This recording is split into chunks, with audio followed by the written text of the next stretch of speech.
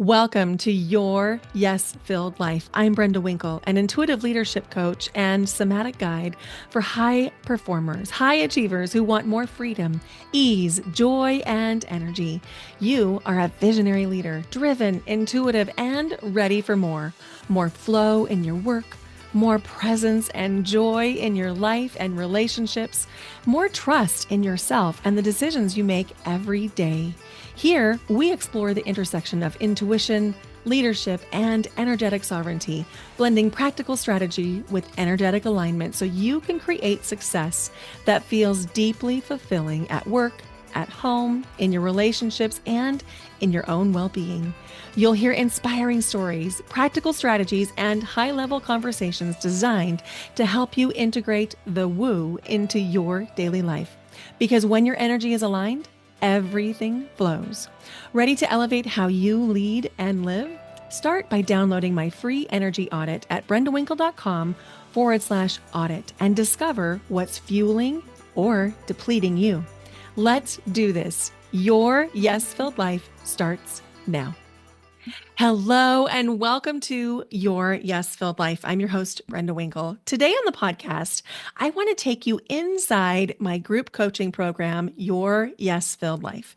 There was a question that one of our members asked that was so good and so relatable that when I created the content for their call, I thought to myself, this is something that I should probably share with everyone. So I'm very, very excited to share it with you. And I'll tell you what the question was in just a moment. For the last several weeks, I've been talking about the energetic sovereignty self-healing certification, where you can get certified in Reiki, breathwork, and meditation. And I combine it in a really unique way, braiding them all together. And the thing is, this was my personal path to energetic sovereignty. It was the way that I stopped people pleasing, that I stopped self-abandoning, and I can't wait to share it with you. Now, I had told you that we were going to begin in June, but when I tapped into the energy, what I was tracking is June is just not the right time for this. And so while it's still open for enrollment, you can still come join us. We're not going to start until July. So our very first call is July 9th, and we'll go for around 6 weeks, a little bit more because we take one integration week off inside that time. And so if you were thinking about it and thought you missed it, you haven't missed it yet. We're still enrolling. And so I'll put the link in the show notes for you to go check out the self-healing certification, because if you're an empath, if you feel other people's emotions in your own body, or you are a physical empath and you can feel sensations in your own body, or you're highly intuitive, but sometimes you get other people's ideas or feelings mixed up with your own, this is a game changer for you. This is my own path to sovereignty, and I can't wait to share it with you. So I'll put the link in the show notes, or you can go visit brendawinkle.com/self-healing. Now, Your Yes-Filled Life is my group coaching program, and the doors are going to open again very soon. They're not open yet, but they'll be opening soon. And we only open the doors to this program once a year. And so when the doors open, if it's something you want to do for next year, for 2026, be sure you take advantage of it, because the doors only open once a year. Now, here is the question that someone asked, and I wonder if you can see yourself in this. She says she'd love to have some content created around big life-changing events. For example, moving or starting something new. She wondered, how do you cope with other people's disappointment from you making decisions that you made for the best outcome for yourself and your family? And how do you deal with messages that come in from people that are all about how they're feeling about your decision and make it seem like you have a problem to mend? Oh my goodness. I couldn't wait for this. So I'm just going to get started and take you right in to our group coaching call inside Your Yes-Filled Life. All right. Let's dive in. So the question was, when you have big life-changing events, something you want to do, something you are doing, a decision you've made, whether it's a move or a job change or a relationship status change or a boundary change, like this isn't working for me anymore, and now I need to ask you for this. When those things happen, we can expect that there will be people who are going to push back. We can expect there are going to be people who have disappointment or other kinds of feelings around those emotions. We can expect it. And it's natural. I mean, if you think about in your own life, there's probably been situations when someone has done something or created a change in your life that maybe you didn't love. Maybe somebody that you really care about moved away. Maybe somebody that you really care about that used to be a neighbor moved across town and now you don't see them as often. Maybe somebody set a different boundary around how your time is being spent together. All of those things have happened, and yet you're still okay, right? Right? Because at the end of the day, we're each living our own lives. So, what I want to do is offer you a change of context. I love to change the context when we talk about things because then we can create parallels between our current situations and we can see them in a different light in a little bit more clear way. So today, instead of thinking about creating life changes and how people may or may not be disappointed with their life changes, we're going to the ice cream shop.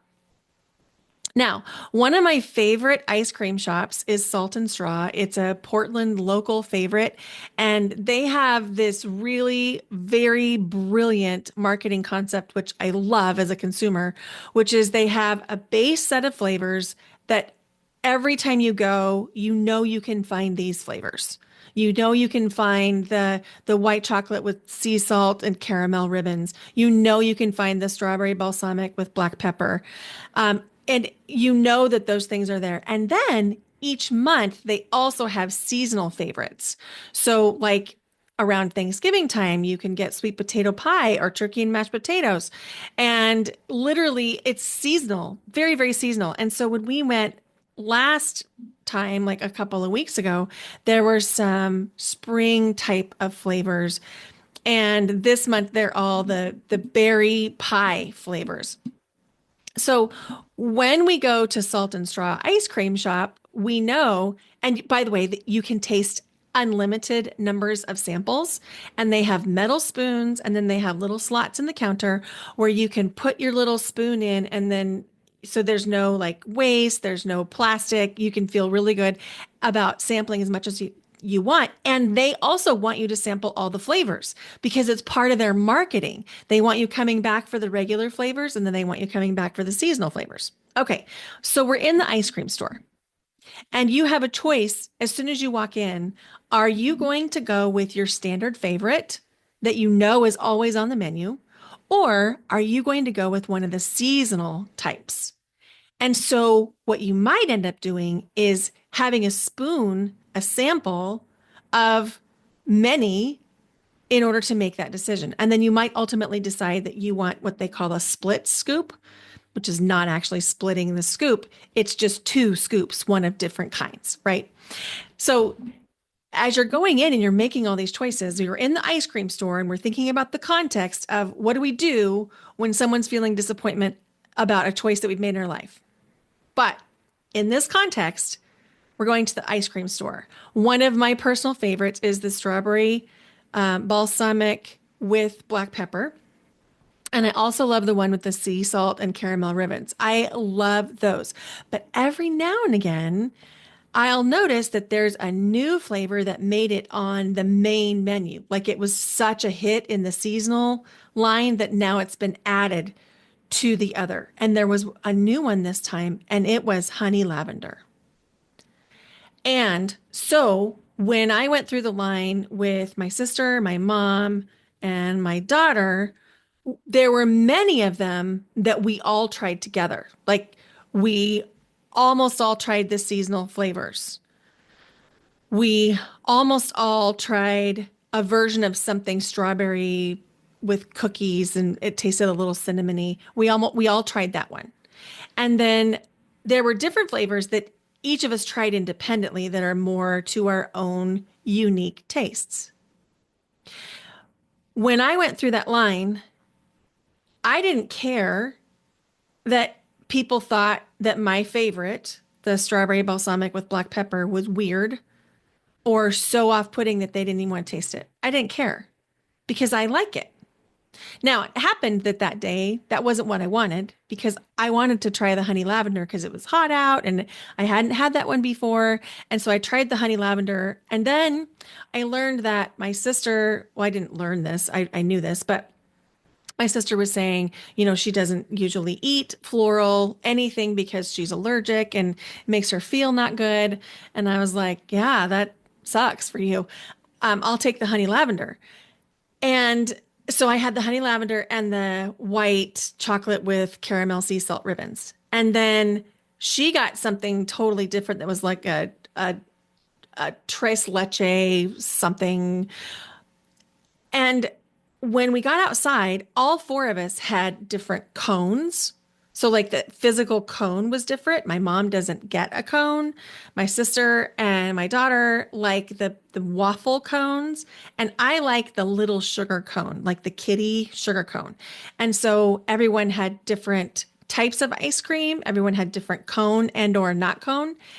And it wasn't an issue because we recognize that when you're in the ice cream shop, everybody's going to like different things. Everybody's going to want different things. And we don't make it mean anything. We allow ourselves, hopefully, hopefully, we allow ourselves the right to sample and choose the ice cream that you want today. Strawberry balsamic black pepper is my favorite, but it's not the one I got that day. But I still really like it. But I didn't get it that day. It doesn't mean anything. It doesn't mean I don't like strawberry balsamic black pepper any less. It just means that day I wanted the caramel and the honey lavender. And I didn't care that my sister got her double chocolate, whatever she got, and the tres leches because I knew that's what she likes. She and my daughter are both like chocolate all the way, chocolate. The more chocolate, the better. Now, here's the thing. If you looked around your group going to get ice cream and you noticed that they had different cones, different flavors that you don't necessarily prefer. Some people eat it with a spoon and a cone. I like to do that. I like to do the combination of licking the ice cream cone and using a spoon. Or maybe they just use a spoon, or maybe they don't even have a spoon and they've got things dripping all over them. We don't make it mean anything that way either. We assume that everyone's going to have their own ice cream experience.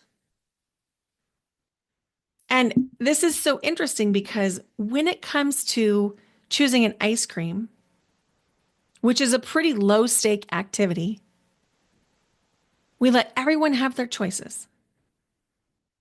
We let everyone like what they like. We let everyone explore and experiment and do what they want to do with the ice cream, and we let them eat it how they want to eat it, and we don't make it mean anything. We don't judge them for it. We don't try to talk them out of it. We don't try to talk them into the ice cream that we want. Everyone gets to have their own ice cream. We might still campaign for our favorites, but we're not going to berate somebody or belittle somebody or guilt somebody, hopefully, at the ice cream store for having whatever had happened. So, my question is, if you like the salted caramel with caramel ribbons and somebody else likes the chocolate brownie and you're next to each other in the line, if you know they like the brownie one, but you know you like the white ice cream better than the chocolate ice cream, are you going to have the brownie ice cream to impress them? Probably not. You're going to get the ice cream that you want. And if we didn't, if we actually like, oh my gosh, I know this person likes chocolate, so I'm going to impress them and I'm going to get the chocolate.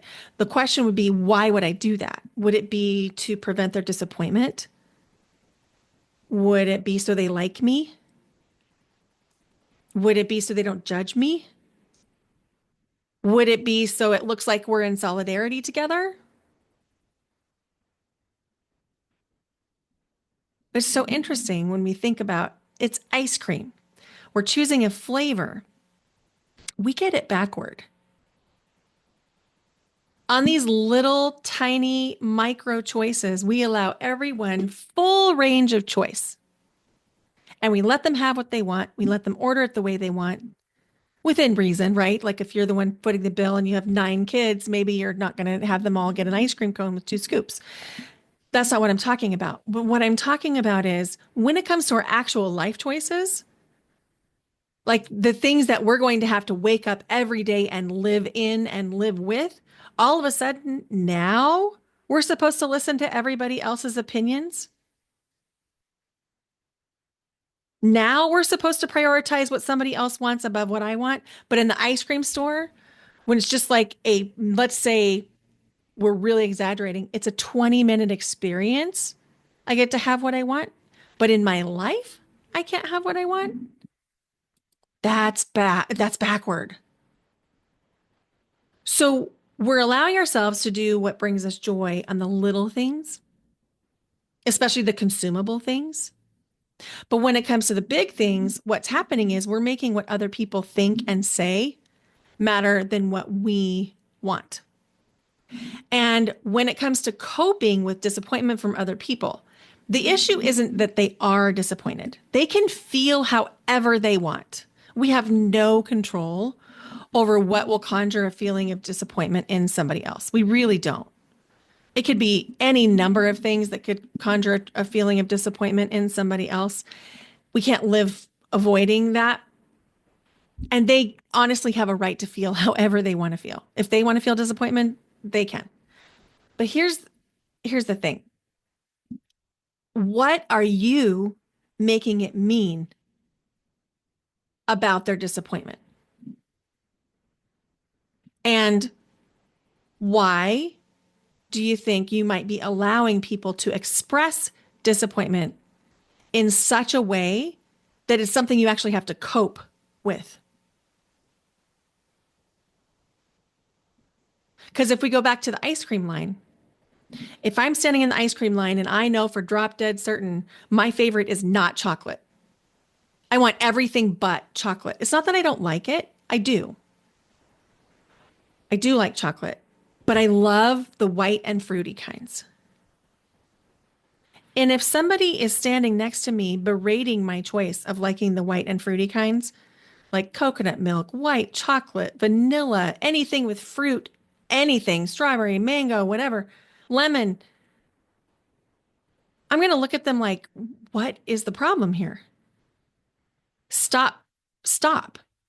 I'm going to get the kind of ice cream that I want because this is what I like. But then when it comes to our life and we're thinking about making big changes, there's something in us that doesn't say to people, stop. You have expressed your opinion one time. I understand how you feel. I respect how you feel. You've shared it with me, and now we're done. So the punchline is at the end of the day, there's a part of us that wants someone to come in and be our champion. We want someone to come in and say, you have made the best choices. I'm so proud of you.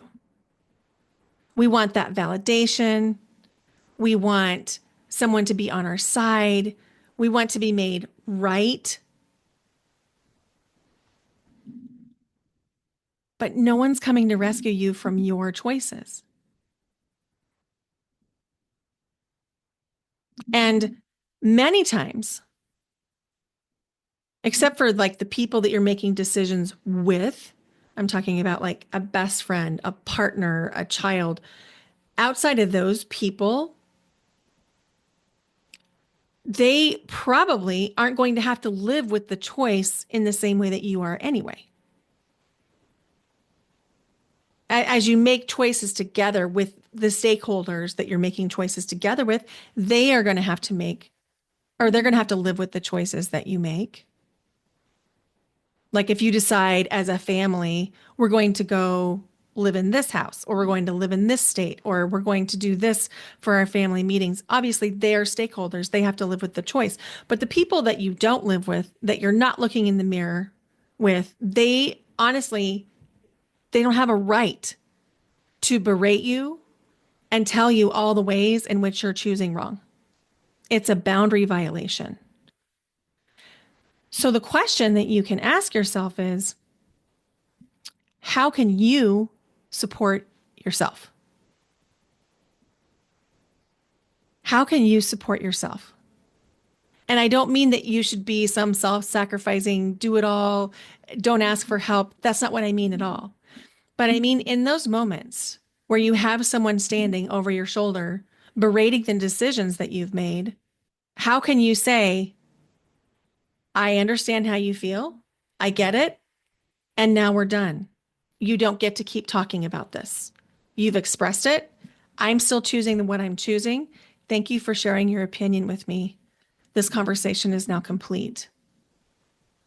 And you can say that even with people that you really, really, really love and really, really, really care about. And you may have to.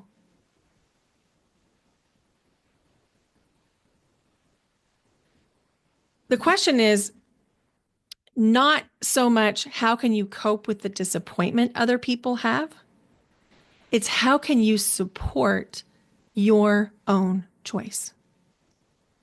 How can you believe more fully in the choice that you've made? And it might mean that you need to pull back your energy from them. It might be that you're leaking energy. And it might be that you've picked up some of their energy. And so this is where energetic hygiene comes into place, where you need to be zipping up, multiple times a day, zipping up around certain conversations. If you know that they're going to be loaded, if you know that someone's coming into the conversation where you might be feeling like there's going to be a conversation that could feel potentially draining, zip up before you even start. And then keep asking yourself questions like, how can I help myself through this? How can I help myself through this? What support do I need? Do I need to ask for help from an outside source? Do I need to say to them, what you're doing right now is hurting me and I need you to stop? And maybe you do need to be that direct with them because they may not understand that what they're doing is actually hurting you, thereby hurting the relationship. And if you're not being authentic about that, then it can create a relationship kink where there's building resentment on your side. And so it might be that you ask help from the person, like, I need your help here. I'm making this big change and it's taking tons of courage for me to make this big change. And right now you're icking on my wow. And it's hurting my feelings. And I don't like it. And it's making me not want to share with you, which is going to ultimately impact our relationship. So you don't have to agree with me. You don't have to like what I'm doing. But I do need you to either support it or be quiet.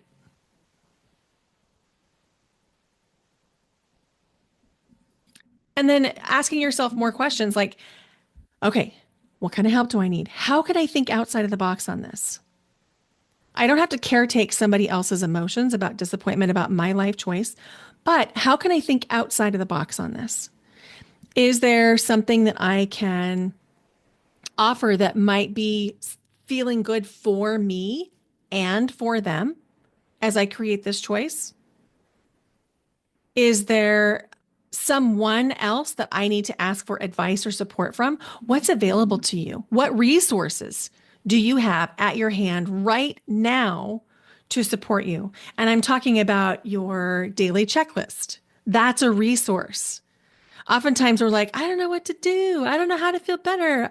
Yeah, you do. You're just making it harder than it needs to be because you think that the answer is going to be different for different questions. No, the answer's the same. You zip up your energy, you resource yourself, you have appropriate rest, appropriate nutrition, appropriate hydration, appropriate input, like seeking connection, setting an intention for your day. It's not a mystery. You already know what to do to support yourself. You already have the resources. But then we pretend we don't. We pretend, okay, well, that worked for situation A, but now I'm in situation B. So now I think I might need a new resource list. It's very, very human. It's very human and very relatable. It's also flawed. You don't need a new resource list. You need to continue to do those things, and it really is the answer. Because when you protect your energy by zipping up, eating well, hydrating yourself, resting, seeking meaningful connection, and setting intentions, when you do all of those things, the other stuff bounces off of you. And when you're not doing those things, that's when we get into the cycle of, I don't know what to do. I think I need a different list. I think I need a different tool.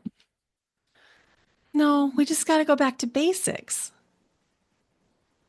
It really does work for every situation. We want it, our human minds, the mental field wants it to be more complicated. We want a new solution. We want something different to do because it takes effort for us to continue to do the daily checklist kinds of things. It takes a commitment to self. And so if you've ever felt like I'm falling off the bandwagon, what if you could change that thought from you're not falling off the bandwagon. There's no wagon. There's no wagon. You just accidentally broke a promise to yourself one day. And now today is a new day. And you're going to keep the promise as much as you can today. And maybe your promise today doesn't have capacity for everything on the checklist. Maybe your capacity today is like, all I can do today is rest and hydrate. And maybe that's enough. Even the awareness and the mindfulness that I'm going to do what I need to do today is enough because it's putting you first. And when we come back to the root question, how can I deal with disappointment around other people's, or how can I deal with the disappointment around what other people feel about my decision? It comes back to, if you aren't in your own power, you're creating a wobble. And when people around you sense a wobble, subconsciously, they're like, ooh, this is my opening. I'm going to convince you to do something different that I want you to do. It's subconscious. It doesn't make them bad people. It doesn't make them mean people. It doesn't make you weak. It doesn't make you bad. It's just human. But as a human and as an empath and as an intuitive, protecting your energy has to come first. Because if that's not in place, it's like trying to build a Jenga tower on one block. Will it balance for a while? Yeah, probably it will. Until a door closes too hard or someone walks by and their clothing brushes the Jenga pile, or any number of things can happen. So can you do it without the foundation? Yeah. And millions of people do. Millions of people do. But you know that when you set the foundation, and it's really this simple, you protect your energy, you do your daily checklist. If you just did those two things every day with total commitment, like if I do nothing else today, so many things change in beautiful ways and life gets easier. And it's not that you don't have the time, because if you did everything on that list, including sitting down for 3 meals a day, everything on that list would take probably 90 minutes. If you did everything, including sit down for 3 meals a day, which is at least an hour of that time. And maybe it would even take you 15 to 20 minutes if you did everything besides eating. So, what are you letting get in the way of doing this? Is it scrolling? Is it doing unnecessary tasks as a way to avoid doing the things you know you need to do? Is it engaging in things that aren't fueling you? Like, is it engaging in these conversations where there might feel like there's a tone of argument or a tone of defensiveness? How are you spending your time? What are you letting it get in the way of it? And then the next question is, why? Why are you doing that? Are you doing that because it's a subtle form of self-sabotage? Because there's a part of you that's not quite comfortable with you stepping out into your fullest, most radiant power? There's a little part of you that knows if I do this whole list, I'm going to be fucking unstoppable. And there's a part of you that's just like, but is that really what I want? Because that's going to make people uncomfortable. Yeah, it is. But it's not going to make everyone uncomfortable. And it's not going to make the right people uncomfortable. Because people that are truly on your side are not going to be uncomfortable by you stepping into your power. They're going to be cheering you on. And so then let's come back to the question. Why are you not prioritizing it? Is it that you need to make a decision to prioritize it? Maybe the decision hasn't been made, because that can happen. Is it that there's like a self-sabotage part you can't identify? You like know that you really want to, and then you get to do it, and then something kind of an unidentifiable, I can't say that word, something unidentifiable kind of stops you. And you're like, I don't know what it is. I get ready to start, and then I just stop. Because if that's happening, then that would point to there's an inner child that's feeling very afraid. There's a protector part that's like, ooh, nope, don't do that. You can't be too big, too much. So then it comes back to the question of what help do you need to ask for? If you know that you're trying to do this list and you find like, I'm just not doing it. I want to, it's on my list every day. I get started and then something stops me. Start to notice what that pattern is. How are you feeling the moment something stops you? And can you connect it to a thought you might have had 2 minutes before? Or can you connect it to something somebody told you that maybe you need to like outwardly claim that's not true? Or maybe you just need to really make and own the decision that you're worth it. That you really are worth having the things that you want and feeling the way you want to feel. And where can you give yourself more self-compassion and be like, yeah, I know this is really big. This is really hard. I've never cared for myself in this way before, and it's really uncomfortable. And you just maybe pat yourself on the chest like a little kid and just say, I see you trying really hard. You did that one thing today on the list, and that was really hard. Good job. How can you celebrate that one thing that you did on that list? And then maybe tomorrow or next week or next month, maybe you can do 2 or 4 things on the list. I'm not talking about a to-do list. I'm talking about your daily checklist. How could you celebrate every single step of the way? Because that's also going to create nervous system safety. When you're celebrating yourself like, wow, I zipped up today. Woohoo! That's fantastic. That's fantastic. I remembered. And then maybe tomorrow you can zip up and also set an intention for the day. Or maybe you're going to zip up and also prioritize hydration. You don't have to get it all right perfectly every single day to see big benefits. Zipping up, that one's like non-negotiable, must happen. And if I were going to say there's another non-negotiable, two other non-negotiable must happens, it would be hydration and then setting an intention because it's going to plot your course. All of them are important. All of them have benefits.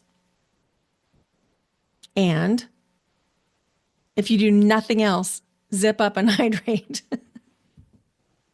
And really, it's that simple. And it's the difference between a grape and a raisin. So if you drop a raisin into any substance, mayonnaise, gross, but let's just say you did it, mayonnaise or water or juice or salad dressing, the raisin plumps because it's so dried that it absorbs everything. If you drop a grape in any of those things, nothing's going to happen to the grape. It'll just float. It might be affected by the mayonnaise, like in the little grape place where the stem used to be. Maybe there's a little mayonnaise that gets in there, but it's not going in the whole grape. And the same thing will be true for you. When you zip up and hydrate, it's going to be the difference between being a grape and absorbing nothing or very little and being a raisin and absorbing everything. Yeah, yeah. And it doesn't have to be perfect every day. None of us are perfect every day. I don't do it perfectly every day. Not every day it's going to be possible, but you'll know what's non-negotiable for you. And then when we can activate self-compassion, and this is so critical, when you can activate self-compassion, the next day you'll come back with more grace for yourself. If you're beating yourself up, why would you even try? If every time you look at that list, you feel shame, you're not going to want to do that list. Even if you have every intention of doing that list, if you're beating yourself up like, why can't I get it all right? Why can't I do it all? Your subconscious is going to be, that list causes us pain. Let's not do the list.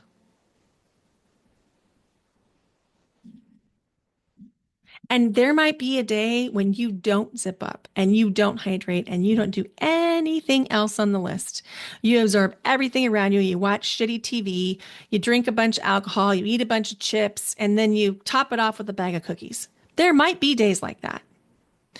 And then you can just say to yourself, wow, I really feel a way in my body. Now I know why I want to do the list. I think maybe I'll do it tomorrow. But it doesn't have to be all or nothing. It just like self-compassion. And then, if I could just close this part of the conversation out before we open for questions, if I could close this out with just two things. One is take yourself to the ice cream shop when you're listening to people talk about you and talk about your choices. Would you give those people a say on choosing your flavor? And if the answer is no, stop the conversation. Or let them finish and then thank them and then you're done. But it's not like an hour and a half thing. It's like a statement. And then two, how can you be more compassionate to yourself? How can you believe more fully in the thing that you want to accomplish? How can you believe more fully in how you want to feel? How can you believe more fully in the choice that you've made? And if that means that part of your daily practice means writing a list around, I chose to move to Washington because these 43 reasons. I chose to do this thing because of these reasons. If you need to do that as part of your daily practice just to give you some reinforcement, do it. But just remember, you are this unique, lovable, perfect being having a human experience. You get to screw it up. You get to experiment. You get to try things. Maybe some of them will even work. You get to play around and see what flavor of life you like. And at the end of the day, you're the only one looking in the mirror at you. So make sure it's a flavor you like. I hope that you enjoyed coming into our group call inside my group coaching program, Your Yes Filled Life. The doors are not currently open for Your Yes Filled Life, but they will be opening up in a few months. And we do have a limited number of spots inside that group coaching program. And it's not for everyone. It's for people who are really interested in building community, doing deep work, and claiming that emotional sovereignty so that they can create the lives of their dreams, their yes filled lives. So if that sounds like you, invitation to email me, Brenda at brendawinkle.com, or message me on any of the social platforms, and we'll make sure that you're added to the wait list so that you'll be the first to know when the doors open. And the doors are open now for the Energetic Sovereignty Self Healing Certification Program. This is really your path to emotional sovereignty, to energetic sovereignty, where you'll stop taking on things that aren't yours because you'll have the self healing resources to create that sovereignty so that you are no longer self abandoning, so that you are really honoring yourself. So the doors are still now open through July 4th. The early bird pricing, and this is one time only early bird pricing because it's a brand new offer, will last through Friday, June 13th. Friday the 13th has been taken by pop culture and turned into something it never was. That's actually the day of the mystics. It's a very auspicious and potent day for mysticism, for allowing the inner truth to come through, for accessing your intuition, which is why that feels significant. We begin the certification program on July 9th. Everything's recorded. You can learn more by clicking the link in the show notes. Thank you. Thank you for being here with us today. Thank you for listening. Thank you for subscribing. And I have an ask. Could you please go leave the podcast a rating and review wherever you're listening right now? It takes you about 30 seconds, and it's one of the most helpful things you can do to help the podcast grow. And if you found this episode helpful, would you please share it with someone you love? Thank you so much for being here. Bye for now. Until next time.